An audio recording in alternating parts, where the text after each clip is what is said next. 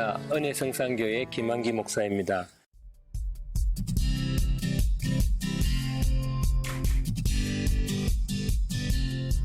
저는 가끔 짜장면을 좋아해서 교회 부근에 있는 중화요리집을 찾을 때가 있습니다.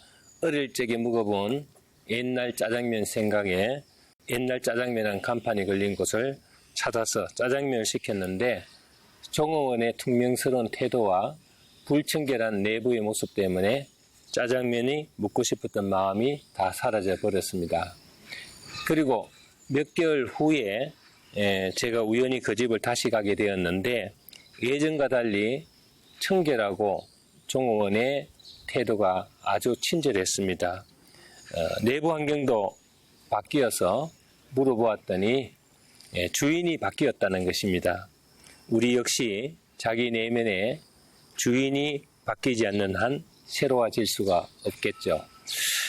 믿지 않는 가정에 시집을 와서 영적으로 시달리다가 암병에 걸린 권사님이 한 분 계십니다. 처녀 때 같은 청년부에 좋아하던 사람에게 시집을 갔더라면 행복했을 것인데 이런 불신 가정에 시집을 와서 고생하고 시달리다가 이런 병에 걸렸다고 원망을 하고 있었습니다. 저는 달리 그분을 위로하거나 치유해 줄 수 있는 방법이 없어서 그분에게 기도를 해드리고 이런 얘기를 한 적이 있습니다. 권사님, 이제 마음의 모든 것을 정리하시고 깨끗한 마음으로 주님을 만나시렵니까? 아니면 지금처럼 혼돈스러운 부정적인 감정으로 하나님을 만나시렵니까? 권사님이 열심히 노력하고 또 살렸고 몸부림친 것은 사실인데 이런 불치병에 걸리고 보니 현실 자체가 너무 암담하여서 하나님과 여러 사람들을 원망하는 것은 제가 이해합니다. 그러나 권사님의 헌신적인 기도와 희생으로 부근되시는 분이 회개하고 또 열심히 교회를 다니게 되었고 또 그뿐만 아니고 가정의 모든 식구들이 믿는다고 하니 제가 볼 때는 권사님의 계획하시고 뜻하시는 것은 이루어지지 않았어도 하나님이 뜻하시고 계획하신 것은 권사님을 통해서 이루어졌지 않습니까?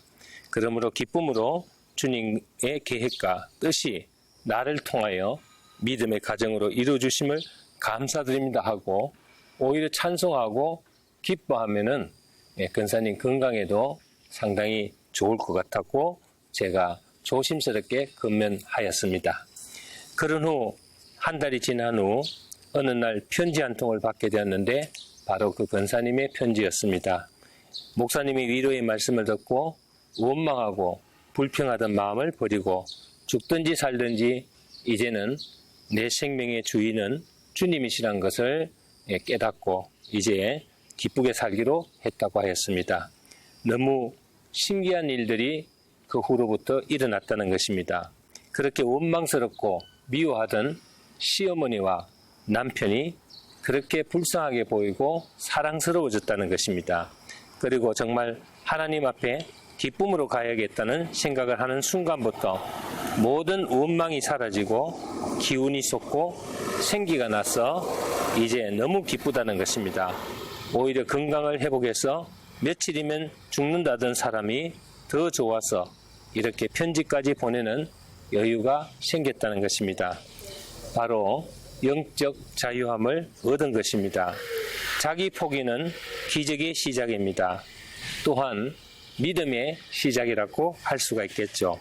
원망은 현재 자기에게 되어진 일을 불평하고 분하게 여기며 미워하고 모든 책임을 상대에게 전가하는 감정의 표현이라고 할 수가 있습니다. 이스라엘 백성들이 광야 생활하는 동안에 제일 많이 범한 죄가 바로 원망입니다.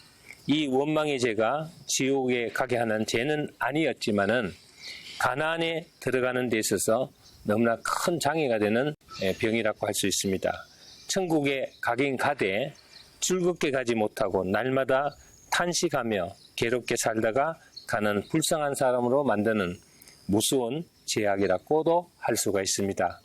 살아있는 사람이지만은 마치 병들어 신음하는 중환자와 같은 생명만 유지하는 그런 사람과 같았고 또 할 수가 있겠죠. 그러므로 원망의 병을 치유받아야 건강한 사람으로 건강한 삶을 살아갈 수가 있겠습니다. 그래서 고린도전서 10장 10절에는 저희 중에 어떤 이들이 원망하다가 멸망을 시키는 자들에게 멸망하였나니 너희는 저희와 같이 원망하지 말라. 아멘. 원망 속에는 무슨 죄가 숨어 있습니다. 원망은 하나님을 불신하는 죄에 속합니다. 이스라엘 백성의 원망은 모세와 아론에게 향하고 있지만 결코 하나님께 향하고 있는 것입니다. 모세와 아론을 부르신 분이 하나님이시니 결국 하나님을 원망한 것이지요. 출애굽기 16장 8절은 너희의 원망은 우리를 향하여 함이 아니라 여호와를 향하여 함이로다고 했습니다. 그래서 원망이 무서운 죄가 되는 것입니다.